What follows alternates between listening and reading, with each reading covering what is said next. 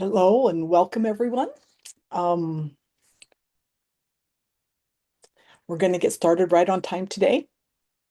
For those of you who are online, I don't show your video or picture on the screen to respect privacy because this is recorded and it will go out publicly.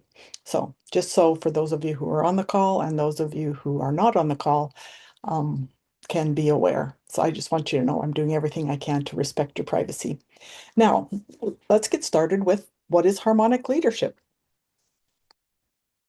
Not years ago, seems like years ago, maybe, I don't know, a couple of years ago, I was putting together a leadership program, and the three leadership models that I wanted to embrace were quiet, servant, and conscious leadership. I find the attributes that these leaders exhibit are attributes that anyone can acquire and can use to benefit their inner circle or a broader circle around them. And so this particular program focuses on leading when you're not the leader. But all of these things can be applied to any type of leadership position. If you want to know a little bit more about what harmonic leadership is and how it can be applied directly, I'm struggling a little bit here. Sorry, forgive me. Just in the email I sent you, there's a short little video. It's just a couple of minutes long, and it will show you how I came to this idea of harmonic leadership. I strongly encourage you to take notes. In the chat, there is a workbook, and it summarizes what we're going to go over. So there's no need to take notes in terms of what I said or the main points that will be made during this presentation. But more importantly, if something resonates with you, what did you feel? Why did you feel that way? Because as you walk away from this, I hope that you take at least one thing, and really no more than one thing, to apply in your life. Taking all of this would just be too much and it would be overwhelming. So just find something that resonates with you, something that you need at this particular point in your life, and try applying that between now and the next time we meet, and we'll see what kind of progress is being made. So we're going to talk about people first. A harmonic leader always puts people first. And especially if you're trying to lead when you're not the leader, you're trying to influence people. So I was on LinkedIn, and a Mr. Berkey is the one that wrote this article. I borrowed some of his information from his article. Want to make sure he gets credit for that.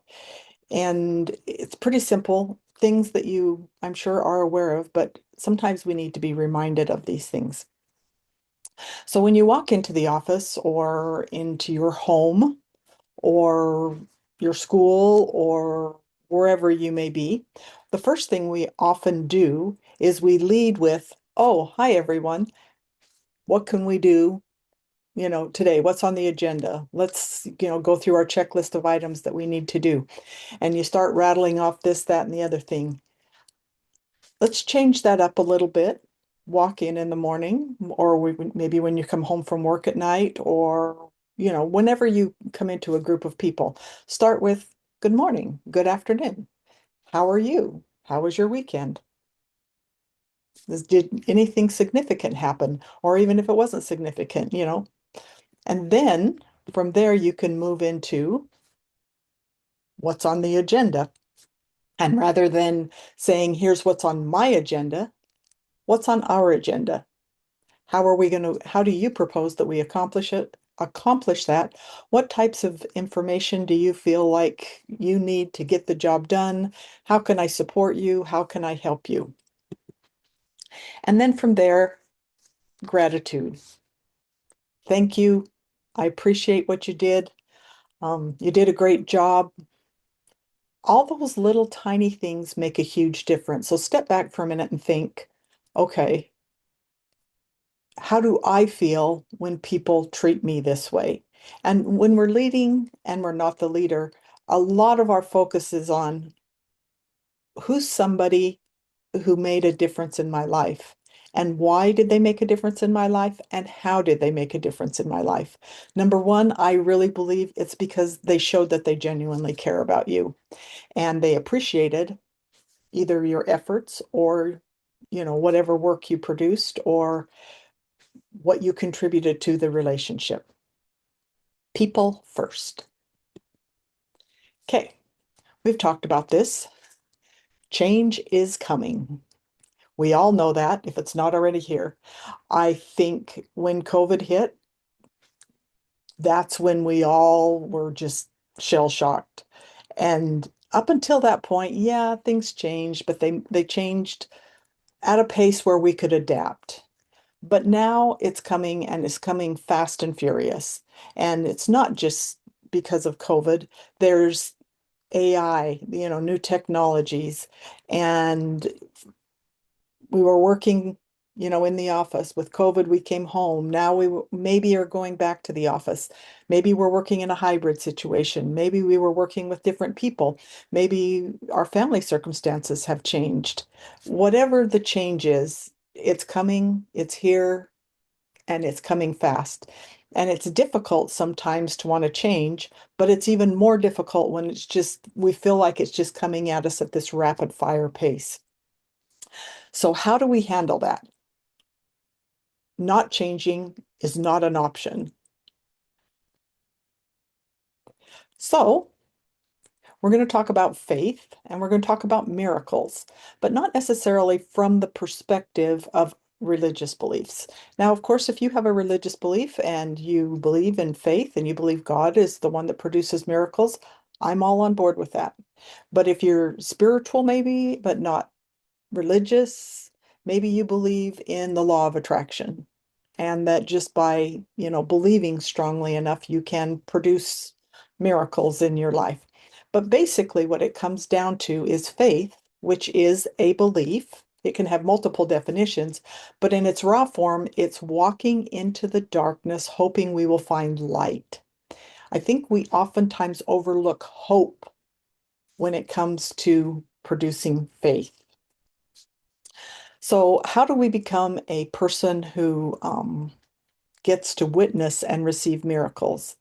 The secret comes in our ability to withstand great tribulation. I know that's a hard one. Nobody wants to hear it. I do believe we're even in the midst of tribulation. And even if your life is, pretty even keel right now and you don't have a lot of really difficult things going on in your life, I'm sure all of us have experienced tribulation. And I know that as I've experienced tribulation, the greatest miracles in my life came during the greatest times of tribulation. So keep in mind that faith precedes the miracle, or belief, hope is what will precipitate these kind of miraculous things in our life. And I think we can all use a few miracles these days. So on that note, I want to show you a little video. See if I can do this correctly.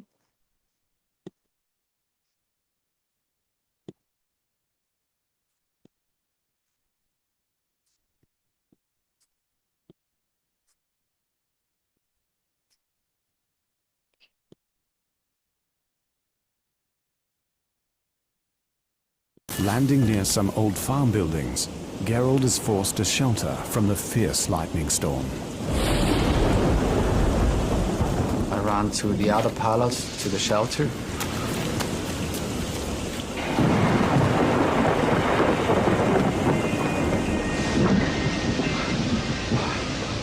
It was for me the biggest and the strongest thunderstorm that I ever saw. I started to realize what happened. My eyes are getting black and all my energy, all my power just left me. No longer able to withstand the force of the storm, Ava is now being swept up towards the death zone. Stefan receives a radio call from team member Andreas Malecki, who has landed 10 kilometers away. Ava has now reached a height of almost 7,000 meters.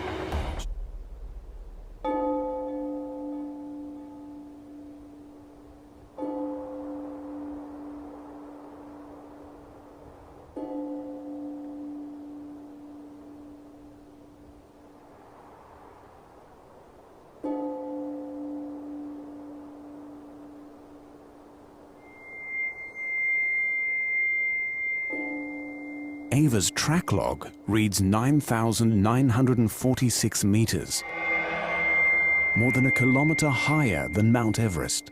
She's at the very edge of the stratosphere.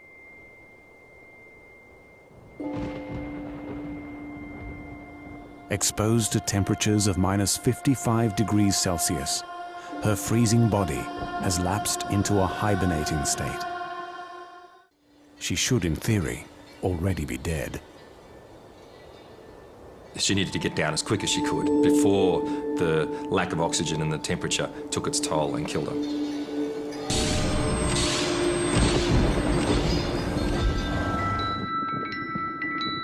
Suddenly, the wing stalls and collapses.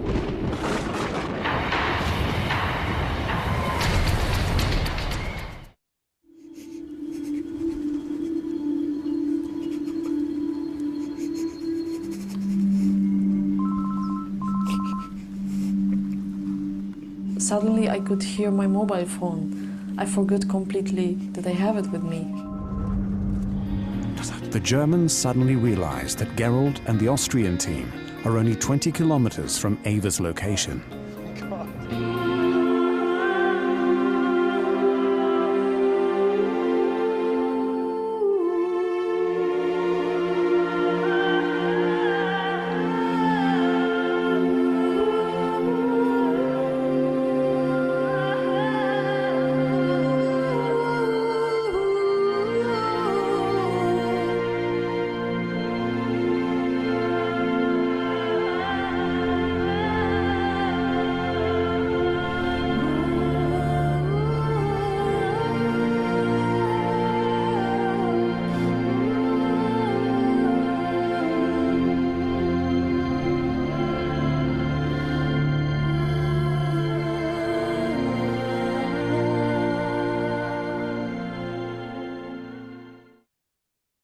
Landing near some old farm, Gerold is forced to shelter from the fierce.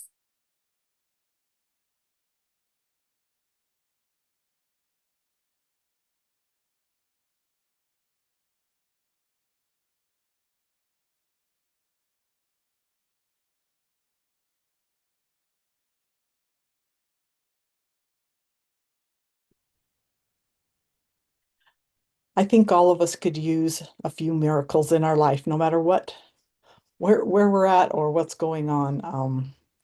I don't think any of us would turn a miracle away, but sometimes it's in the most difficult of situations where we witness them most.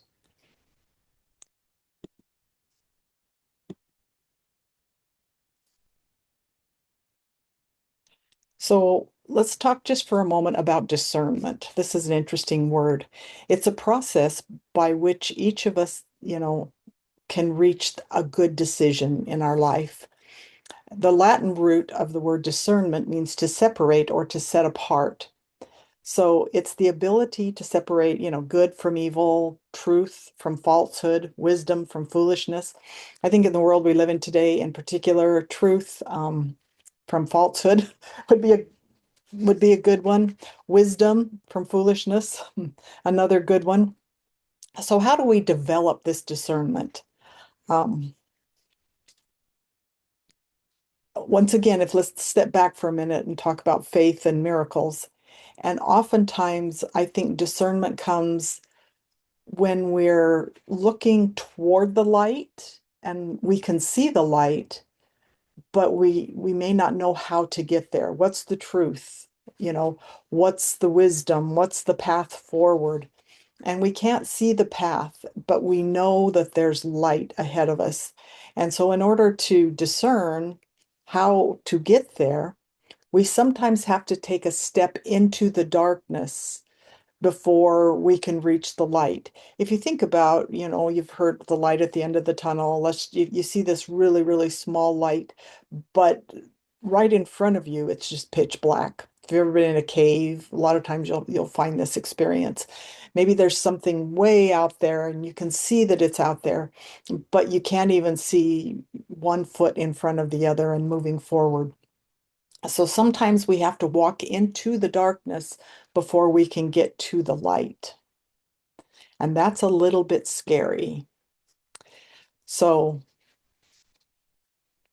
I think oftentimes this whole idea of discernment and faith and everything requires us to think outside the box and not constantly be living. We're going to be getting into critical thinking and living in echo chambers and things in a future session. But right now,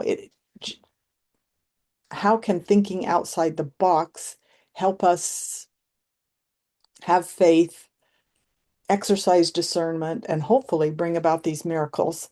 So the mind that opens to a new idea never returns to its original size. Albert Einstein, I think, not only being intellectually a genius, I think he had a lot of great wisdom that he brought. So imagine staring at a problem. It feels like a brick wall. You just can't break through. You've brainstormed, searched for answers, even asked for advice, but nothing clicks. The truth is that the real obstacle isn't the problem itself, it's how you're thinking about it.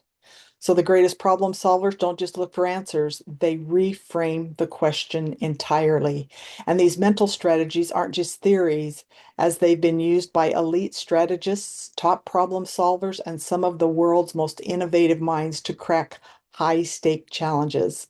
While some of these techniques that we're going to go through here in a minute remain behind closed doors, many have been applied to real-world scenarios with astonishing results. So these aren't just creative thinking tips. Once you learn them, you'll never see the problems you have in your life the same way again.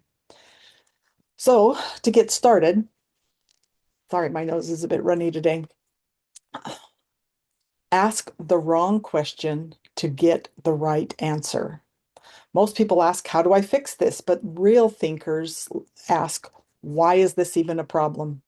Shifting the focus forces your brain to uncover hidden assumptions, leading to unexpected solutions. So think about this in terms of your relationships. We all jump to a solution. How do we fix this issue in our relationship? If we start with, why does this problem even exist? It might help us reframe potential solutions.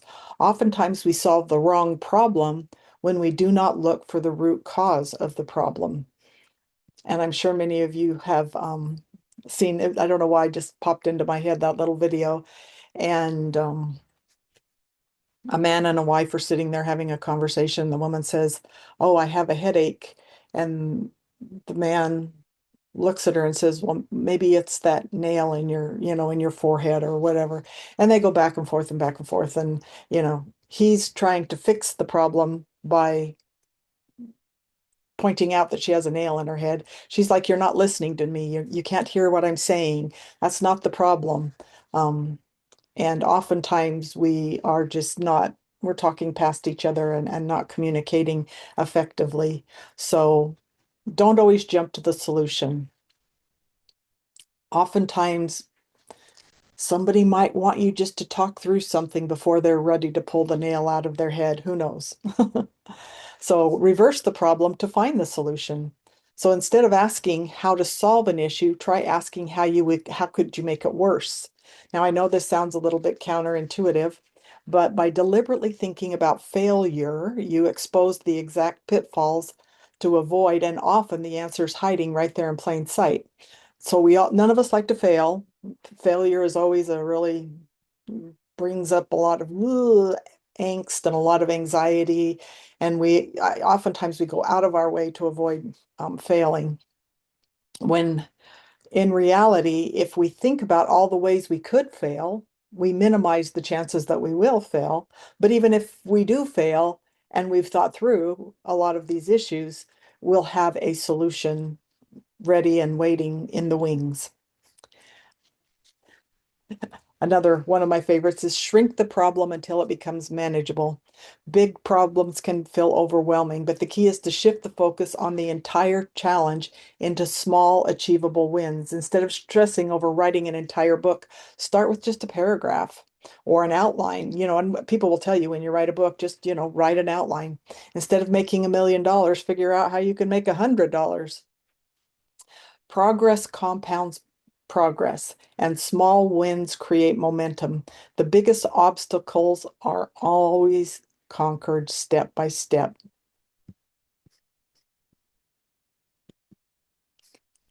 Break free from the yes or no trap, or what we often call as black and white. So when faced with two options, don't feel forced to choose. The best thinkers ask, what's the third, fourth, or even fifth way to approach this? We live in a binary world. We feel there's only two options, mostly because all the people around us tell us that. But be the person to think outside the box. Bring new and novel solutions to the table. We will get into critical thinking, like I said, in future sessions, and we'll talk about this a lot more. But for right now, our world is so lacking in critical thinking. Our schools don't teach it, they teach to the test. They say there is always a right answer rather than seeking to find multiple answers and letting students work their way through those. I remember when my son was in, I think, third or fourth grade, they introduced a new way to teach math. And I found it rather interesting. Instead of saying, here's the math problem, show me your work. And I mean, in third, fourth grade, you don't really need to show a lot of work, but here's the math problem, here's the way you solve it, and here's the solution. It was, here's the math problem, here's multiple ways you can solve it, and then you come to a solution. And my son, who struggled a lot with a learning disability, I attribute this math program to his success, became really, really good at math. He struggled in reading and, all those other subjects. Science wasn't too bad because it involves a lot of math, but he just was always really good at math, and he was always really good at coming up with answers. And what was even more fascinating to me was many of the parents complained about this program because they couldn't help their kids with their homework when they came home. And so I went to the PTA meetings where they were, fighting over whether to keep this curriculum or not. And ultimately they threw it out the window because parents didn't want it. Parents couldn't help their kids with their math homework. Rather than looking for new and novel and interesting ways to do things, we don't like change. We want to do things the way we've always done them, but yet expect different results.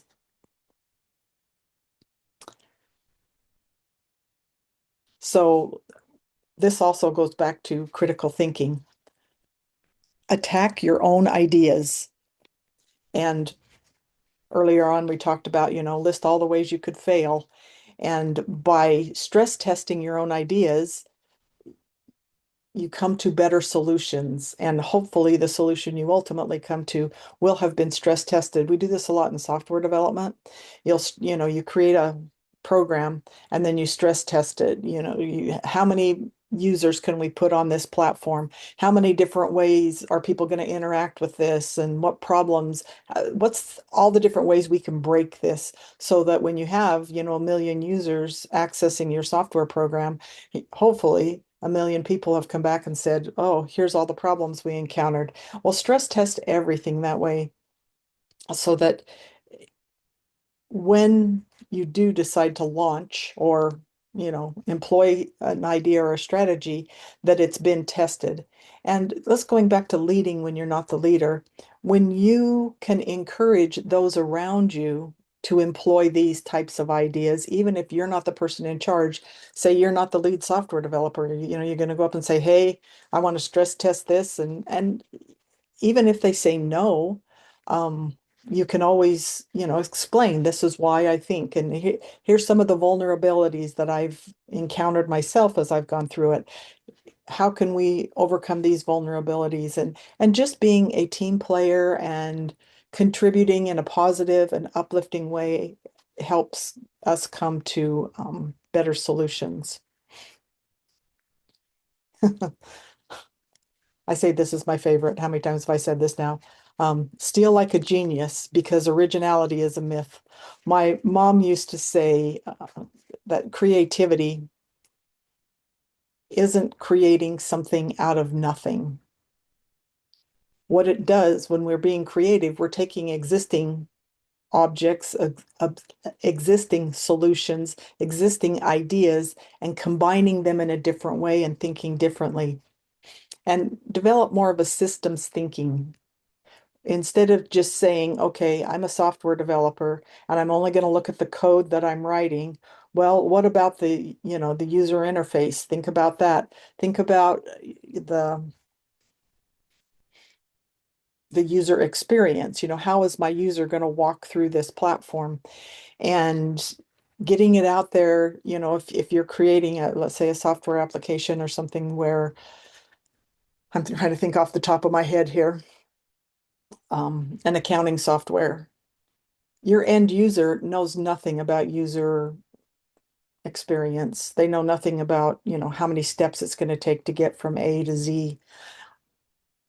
To creating the solution, coming up with all of these ideas that we've talked about prior to this, and then turning it over to somebody who's just going to your end user and having them, give you feedback. Well, that took too many clicks. I don't want to click that many times to get to the point where I am, or it didn't take me to a place where I thought I was going to go when I clicked on this. And I'm using a lot of software development, right? Things today, but you can apply this in other areas of your life. Don't always look at everything through your own lens. Try to look at it through the lens of all of the people around you.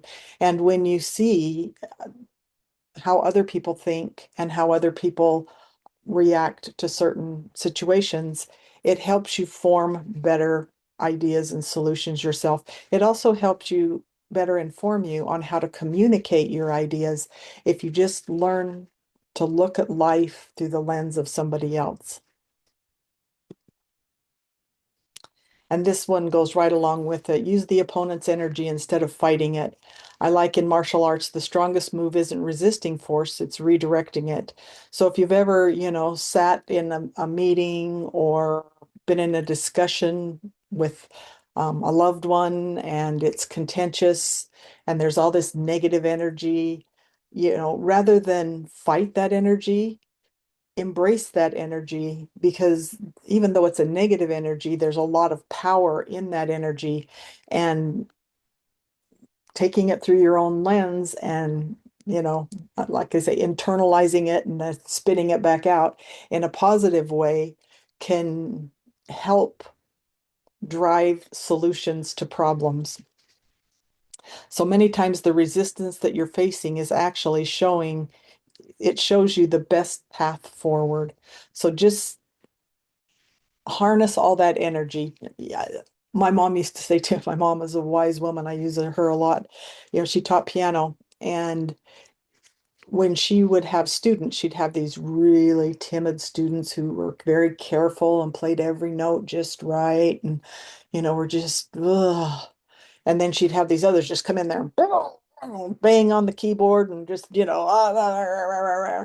she said she'd rather have that energetic, over exuberant student who was just giving it all they had, because it was easier to tame them than it was to take somebody who was really reserved and shy and, you know, hesitant and not wanting to engage fully with whatever activity they were doing.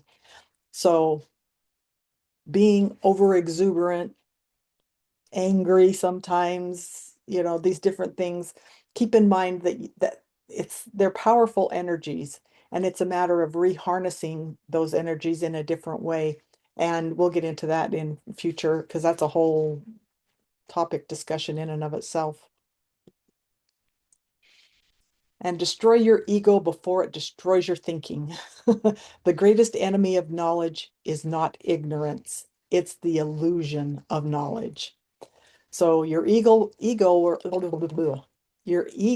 will always tell you, I already know the answer, but that's the biggest lie. The moment you admit you don't know, your brain shifts into learning mode.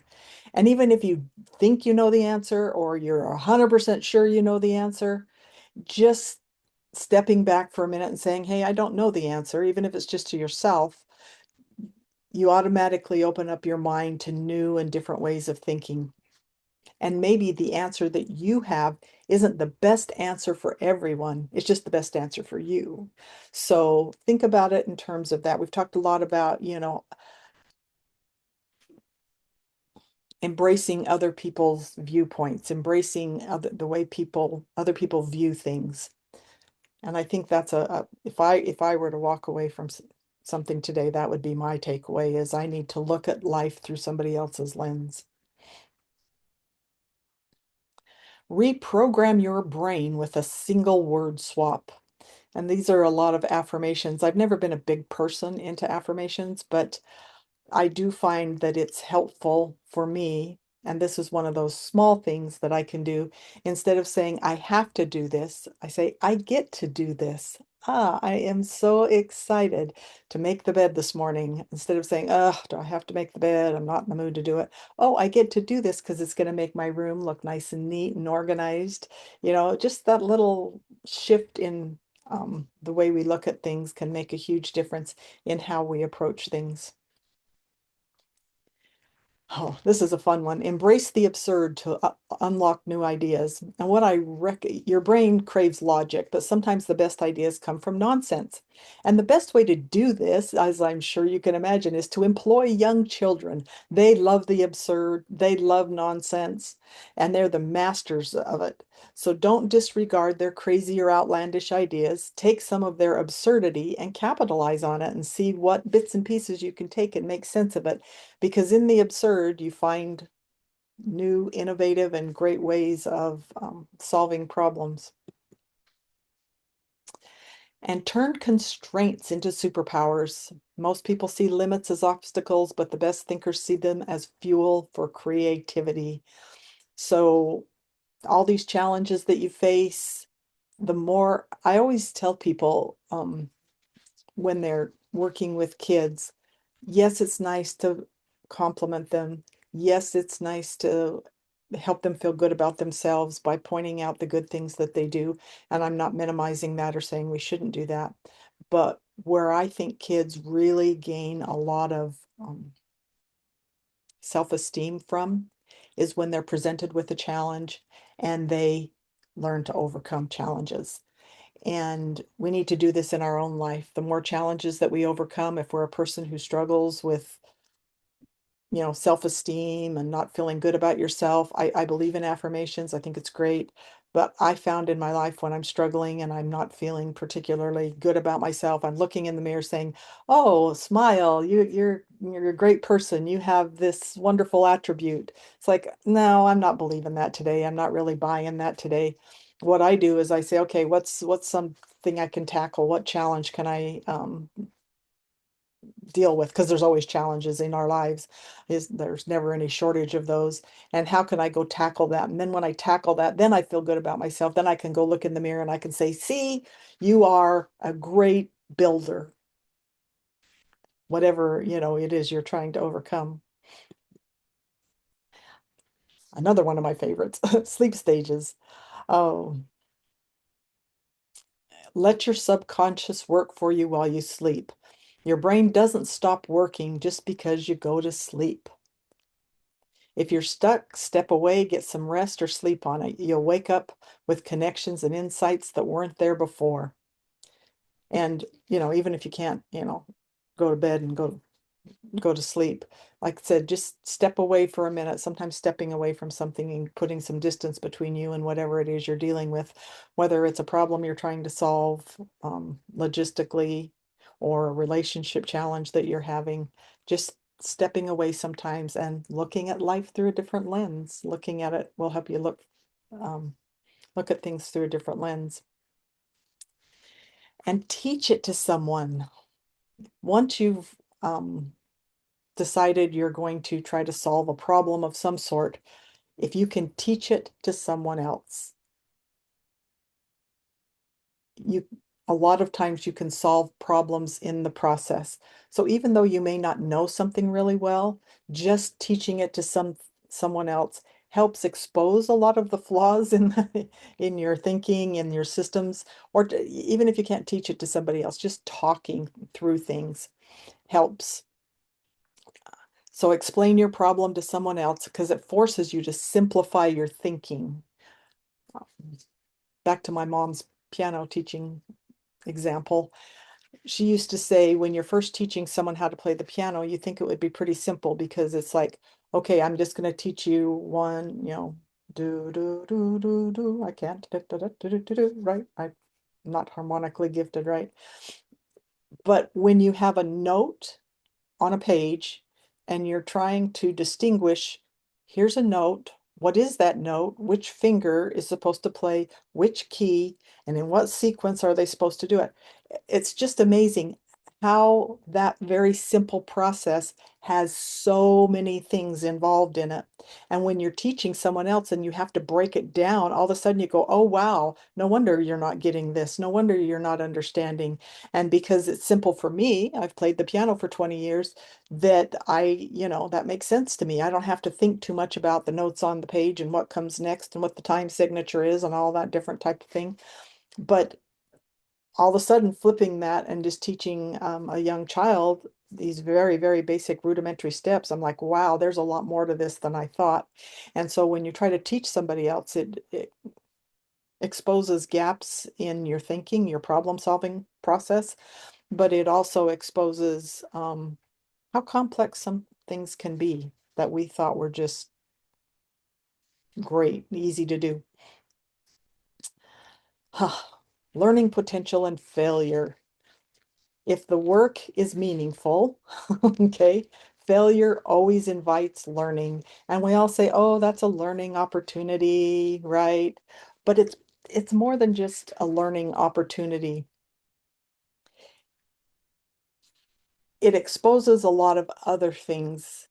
So if we have something that we're trying to accomplish, say we're trying to communicate with someone and we're just missing the mark. It's you're talking past each other. There's too much heated energy in the conversation. You aren't able to reharness it and turn it into something good. There's all kinds of things that could be happening there. So you're not succeeding, you're failing for whatever reason.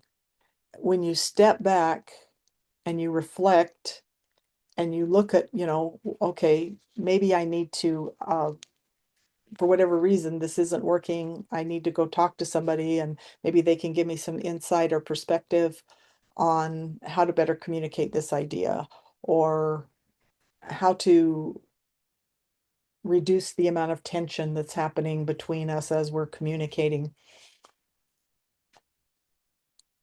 That helps you seek out solutions. It helps you, this time of reflection is really helpful. That's stepping away from the problem. Um, Even if sleeping on it, if you can. They say never go to bed angry, but sometimes I go to bed angry and I wake up in a much better mood, and it was simply I was in a bad mood, and now I can deal with things a little bit better. So there's just all kinds of things that can come from reflection. So yes, failure is an opportunity to learn, but that learning only happens if you make sure that you take the time to really reflect and utilize all these other, tips and suggestions that we've talked about. So this is a good example, and I know we all know Steve Jobs, and we all know what a great, wonderful, brilliant person he was. May not have been the best manager, best boss, whatever, but all that aside, that's not what we're looking at today. And there was a lot, even though I've studied Steve Jobs quite a bit, there was a lot of things in this story that were reflective of what I just shared with you. So I thought this was a good summary. So let's examine how he transformed Apple's dominance by merging technology with design, creating a cross-disciplinary innovation that redefined a whole industry. So here's his full story. It was 2005 and Steve Jobs was standing in a dimly lit Apple conference room, staring at a table full of prototype phones. The engineers were excited because the devices were packed with cutting-edge technology, ready to compete with BlackBerry and Nokia. But Jobs wasn't impressed. He picked up one of the phones, turned it over in his hands, and posed a question that would change the future.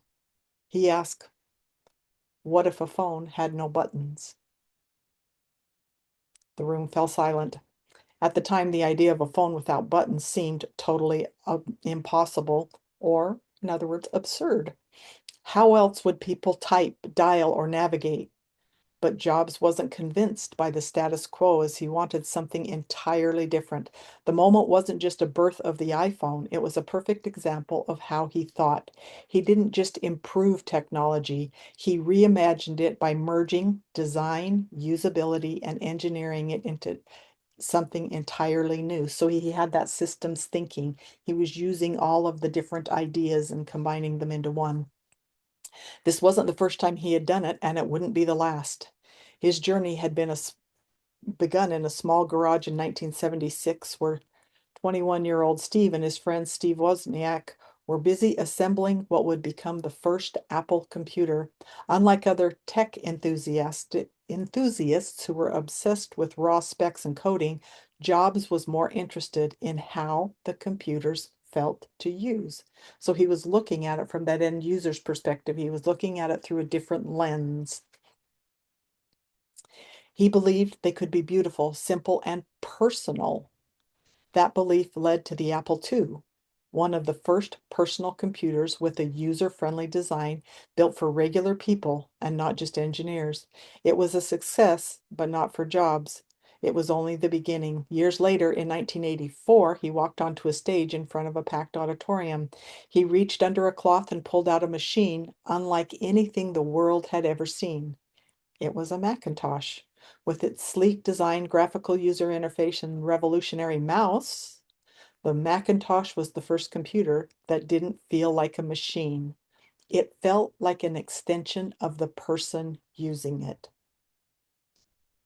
The inspiration for this idea had come from a visit to a Xerox PARC, P-A-R-C, where Jobs had seen early experiments with graphical interfaces.